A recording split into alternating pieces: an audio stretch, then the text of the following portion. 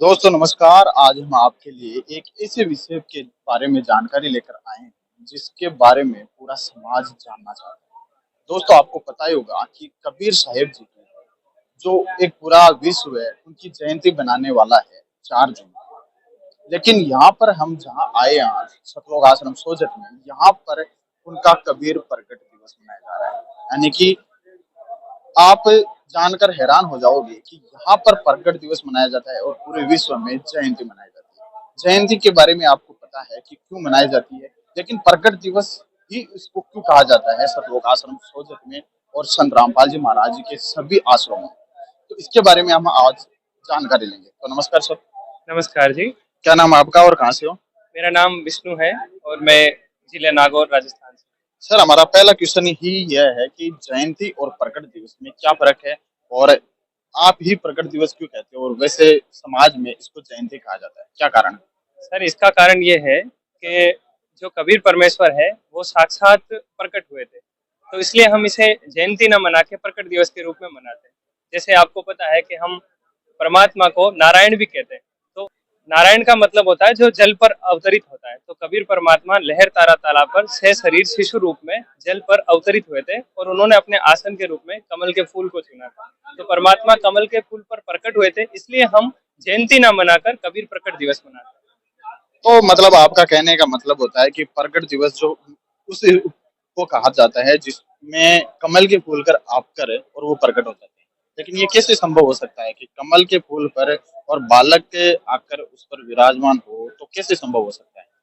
Sir देखिए, ये तो परमात्मा है साक्षात, तो परमात्मा की शक्ति है। और जो परमात्मा का शरीर होता है वो भी नूरी रूप में होता है। उसमें हम जो समझते हैं हार्ड मास का पुतला, वैसा परमात्मा का शरीर भी नहीं होता है। और समर्थ की शक्ति है, तो वो उनकी लीला है, वो ऐसे ही करते हैं और उनका कोई वजन नहीं होता है जो कमल का फूल सहन नहीं कर सकते।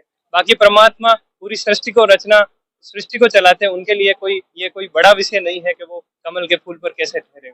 सर एक क्वेश्चन और है कि जैसा कि अवतारगण जितने भी आए हैं वो माँ के गर्भ से आए, तो क्या कबीर साहिब जी भी माँ के गर्भ से आए? जी नहीं, कबीर साहिब से शरीर ही प्रकट होते हैं और से शरीर ही जाते हैं। ऐसा हमारे वेद में भी बताते हैं। ऋग्वेद में भी यही प्रमाण है कि परमात्मा शिशु रूप में स्वयं आता है और से शरीर ही वापिस जाता है। तो आप जब देखोगे तो अभी परमात्मा के, जब आप काशी में जाओगे तो वहां पर जो मगहर में उन्होंने लीला की थी, से शरीर जो शरीर को त्यागा था, उसके आज भी वहां पे जीवित प्रमाण है।